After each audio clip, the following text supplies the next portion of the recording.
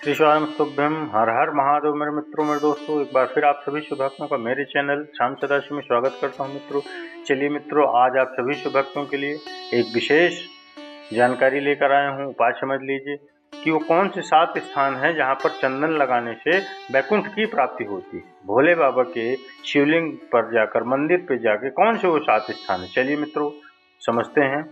शिवलिंग के बताए हैं जहां पर भूल से भी अगर कोई चंदन की उंगलियां लगा देता है, 7 स्थान ऐसे हैं जहां चंदन की मात्र उंगलियां लगा देने से ही शिव पितृलोक के पितरों को मुक्ति प्रदान करके वैकुंठ लोक में निवास दे देता है, स्थान दे देता है। 7 जगह ऐसी हैं।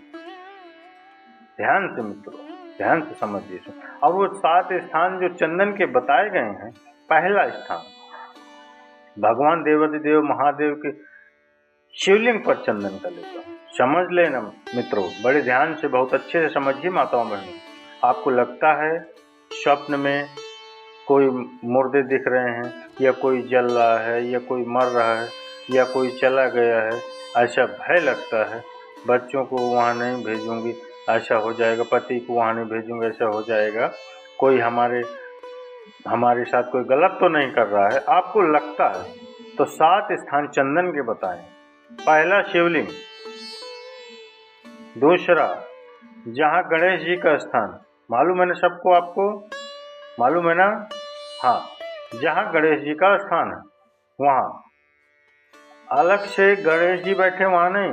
शिवलिंग में जलाधारी के ठीक सामने राइट में गणेश, लेफ्ट में कार्तिकेय, बीच में अशोक सुंदरी।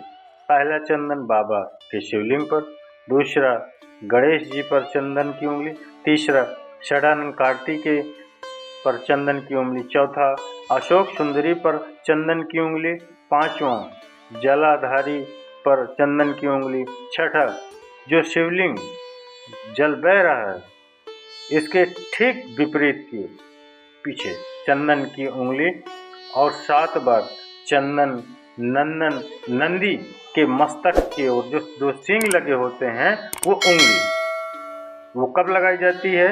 या तो अमावस्या के दिन। आपको लगता है हमारे पूर्वजों का उद्धार नहीं हुआ, हमारे पूर्वजों का कल्याण नहीं हुआ, कोई अधोगति में चला गया, उसका बस एक बार, रोज नहीं जरूरत है, प्रतिदिन जरूरत ही नहीं, बस मात्र एक बार, महीने में एक बार।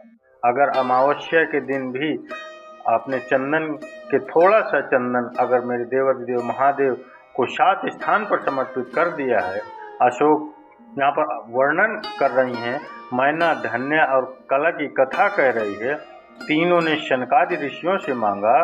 चंदन भगवान को अति प्रिय होता है, और चंदन ही एक ऐसा होता है जो पितरों को भी प्रिय होता है, जिसका स्पर्श मात्र लगने से पूर्वजों का कल्याण हो जाता है। वो चंदन कल्याण हो जाता है। 7 स्थान चंदन, 7 स्थान। एक चंदन के स्थान आप सभी को मैंने बताए मित्रों। अगर आप सभी शुभ भक्तों को ये मेरी जानकारी समझ लीजिए या उपाय समझ लीजिए अच्छा लगा हो, तो आप सभी शुभ भक्तों से निवेदन करता हूँ कि मेरे बाबा के लिए एक जयकारा तो बिल्कुल बनता है मित्रों, जो कि आप कमेंट्स के माध्यम से हर हर महादेव या श्री स्वामिस्तुभ्यम अवश्य लिखिए। चलिए मित्रों, मिलते हैं अगली वीडियो, अगले उपाय, अगली जानकारी तक। तब तक के लिए हर हर महादेव, श्री स्वामिस्तुभ्यम।